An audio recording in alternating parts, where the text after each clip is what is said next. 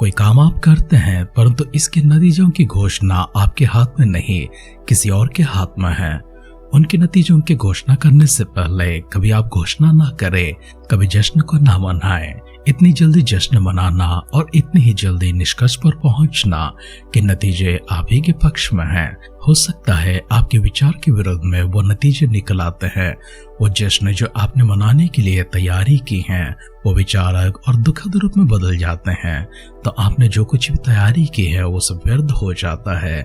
आपके सम्मान की जगह अपमान होती है, आपके गौरव की जगह आपकी निंदा होने लगती है। इसलिए किसी भी काम को करते समय जल्दबाजी को ना दिखाएं और खासकर किसी की बुराई करते समय कभी आप तत्पर ना रहें।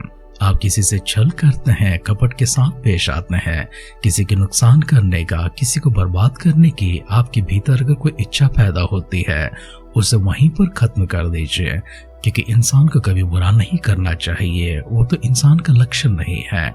इंसान का लक्षण तो भला करना होता है, चाहे उसके खिलाफ में बुरा होता होगा लेकिन उसे तो अच्छा ही करना चाहिए।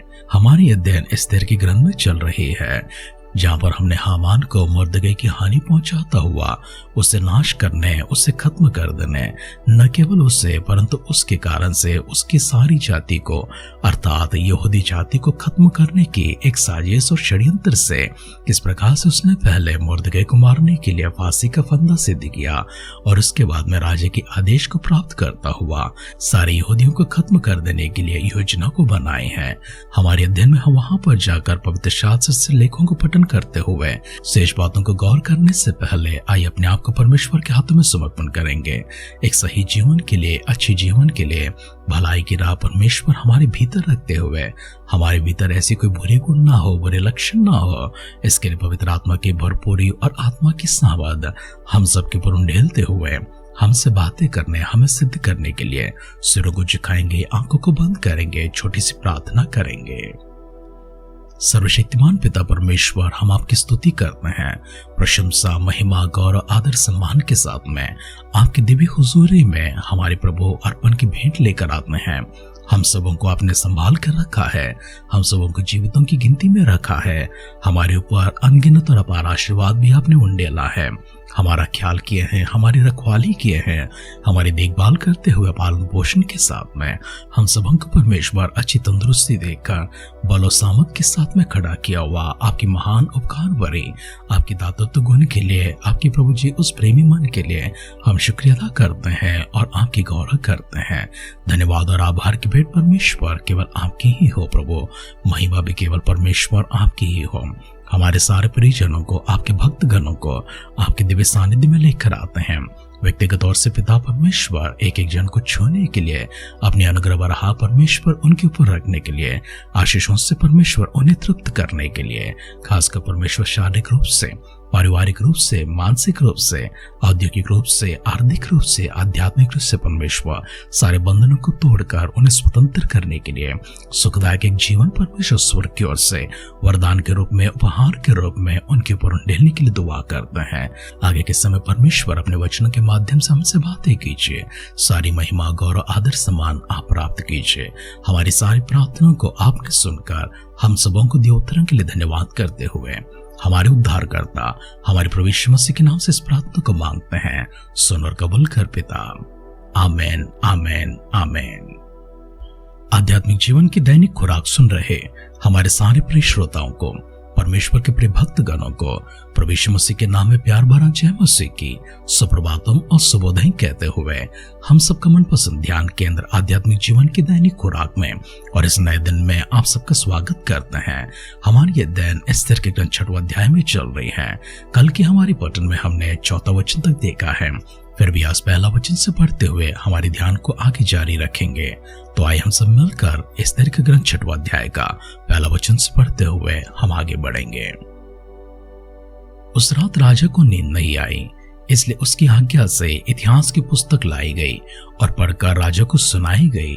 और ये लिखा हुआ मिला कि जब राजा क्षैस के हाकिम जो द्वारपाल भी थे, उनमें से बिक्ता नाम और तेरेस नाम 2 जनों ने उस पर हाथ चलाने की युक्ति की थी, उसे मुर्दकै ने प्रकट किया था। तब राजा ने पूछा, इसके बदले मुर्दके की क्या प्रतिष्ठा और बड़ाई की गई है? राजा के जो सेवक उसकी सेवा टहल कर रहे थे, उन्होंने उसको उत्तर दिया, उसके लिए कुछ भी नहीं किया गया। राजा ने पूछा, आंगन में कौन है?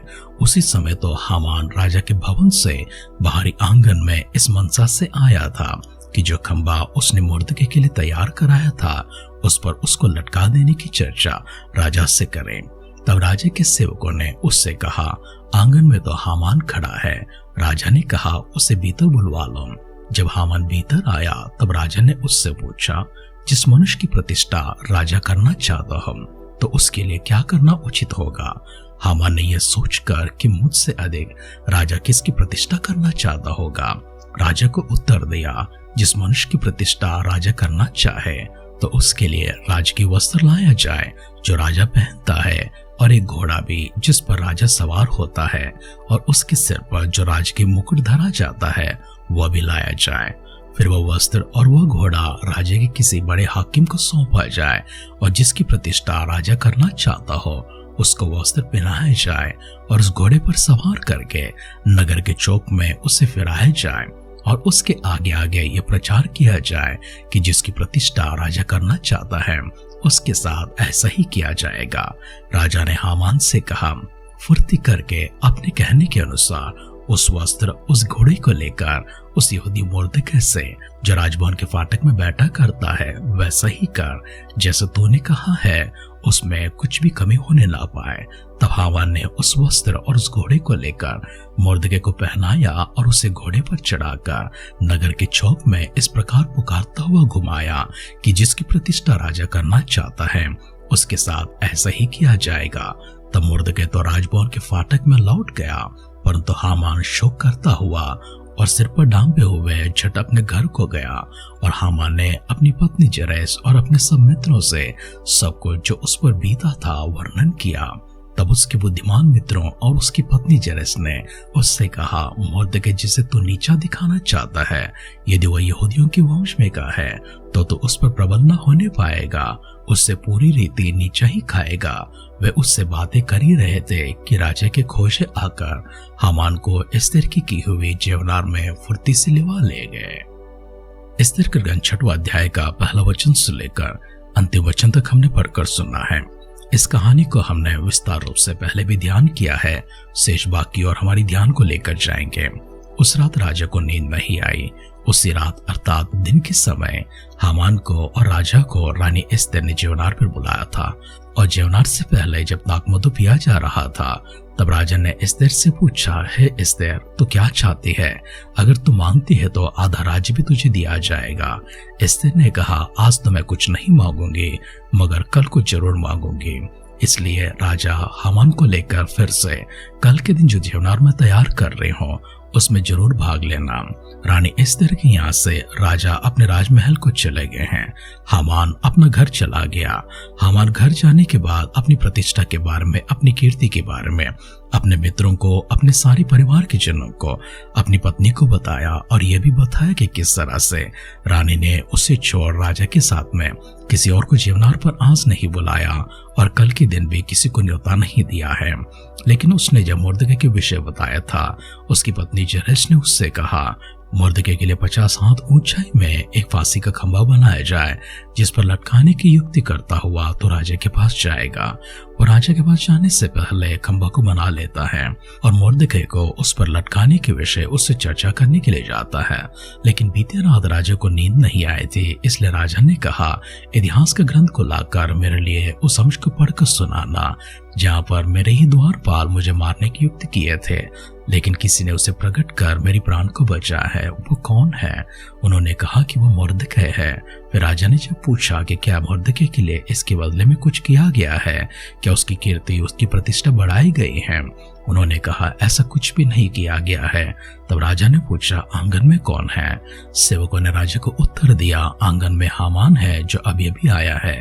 हामान को बुलवाने का आदेश दिया। हामान भीतर आता है। राजा उससे पूछता है, हामान, यदि किसी को राजा ऊंचा करना चाहता है, उसकी सम्मान करना चाहता है, उसके पद को बढ़ाना चाहता है, उसकी प्रतिष्ठा करना चाहता है, तो उसके लिए क्या करना उचित होगा, मुझे बता। हामान ने कहा, उसके लिए राजकीय वस्त्र पहनाया जाए जो राजा पहनता है, और वो घोड़ा भी जिस पर राजा बैठता है, और वो वस्त्र और वो घोड़ा किसी ऐसे ऊंचे पद पर बैठा हुआ उस हाकिम के हाथ में देकर उसे पहनाने के लिए और उस पर उसे सवार करके नगरों के चौकों में घुमाने के लिए। ऐसा करना राजा के लिए उचित ठहरेगा। तो हामान से राजा ने कहा, तो ऐसा है तो इन वस्त्रों को लेकर, इस घोड़े को लेकर राजभवन के फाटक के पास जो मुर्दके बैठता है उसके पास जाकर जैसा तूने कहा वैसा ही कर, और उसकी प्रतिष्ठा करने में किसी चीज की कमी नहीं होना चाहिए। तब मायूस होकर, उदास होकर बिल्कुल वैसे ही करने के लिए मुर्दके की सम्मान करने को गया है। अब मुर्दके को राजकीय वस्त्र पहनाया गया और राजा के घोड़े पर उसे बिठाकर सारे चौक में, सारे नगर में उसे घुमाया। उसके बाद मुर्दके अपना घर चला जाता है। हामान उदास होकर अपना घर चला जाता है। राजा तो अपने ही राजभवन में रह चुका है। हामान जाकर अपने मित्रों से, अपने परिवार के जनों से, अपनी पत्नी से जो कुछ भी घटा है उसके बारे में बताता है।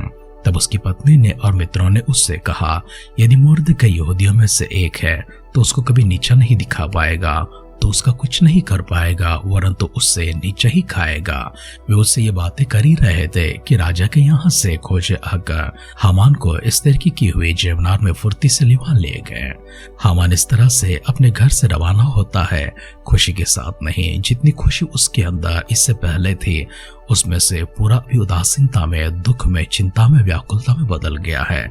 जिसे वो शत्रु मानता है, जिसके अपमान करता है और जिसे वो नाश करने के लिए योजना बनाकर उसे नीचे दिखाने की कोशिश करता है, राजा ने उसी को ऊंचा करते हुए उसकी सम्मान किया है, उसके गौरव को बढ़ाया है।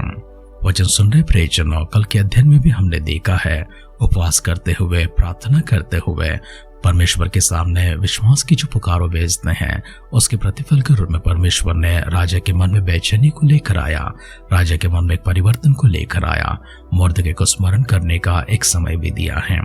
परमेश्वर अपने कामों को अपने समय पर करते हैं, इसलिए पतरस भी इस प्रकार से अपने लेख में लिखते हैं, परमेश्वर सही समय पर हर किसी को उठाएंगे, इसलिए उनके अधीन रहा करो, उस सही समय का इंतजार किया करो, क्योंकि परमेश्वर जानते हैं कौन सा अच्छा समय है और कब आपको उठाना चाहिए।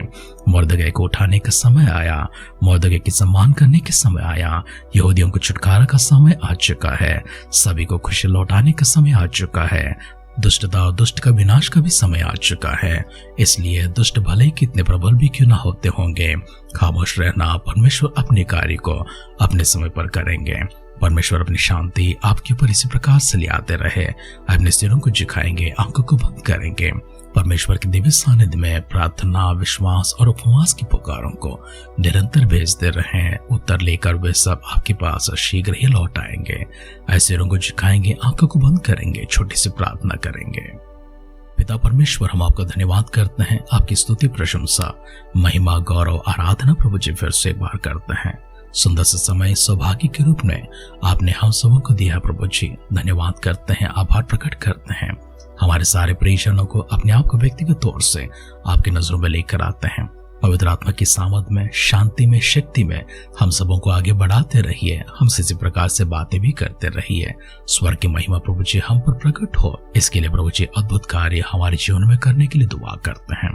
प्रभु यीशु मसीह की बादलों की आगमन अगर विलंब होगी, कल सुबह फिर से एक बार हम मिलकर आपकी स्तुति करने, आराधना करने, आपके दिव्य सानिध्य मिलने का सौभाग्य प्रदान करें। अगर ऐसा तो प्रभु के राज में हम सबको शामिल करने के लिए प्रार्थना करते हैं।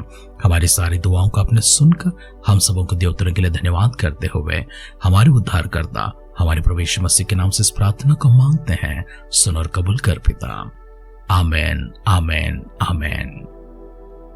कठिनाई चाहे कितने भी क्यों ना हो, दुश्मन चाहे चारों ओर से घेरे रखे, दाऊद जिस तरह से कहता है, मेरे बाएं ओर 1000 गिरे और मेरे दाएं ओर 10,000 भी गिरे तो भी मैं नहीं डरूंगा, मेरा शत्रु भला मेरा क्या कर सकता है। जब परमेश्वर आपके साथ में है, आपका विरोधी कौन हो सकता है। इसे विश्वास के साथ आप चलते रहिए, परमेश्वर अपनी शांति को आपके ऊपर प्रकट करें। हमारी सी दुआ और कामना के साथ आज के ध्यान कहीं पर समाप्त करते हैं। आप सुनते रहिए, सुनाते रहिए आध्यात्मिक जीवन की दैनिक खुराक। कल फिर मिलेंगे। अपना ख्याल रखिए, अपनों का ख्याल रखिए। दूसरों का भी ख्याल रखिए। God bless you.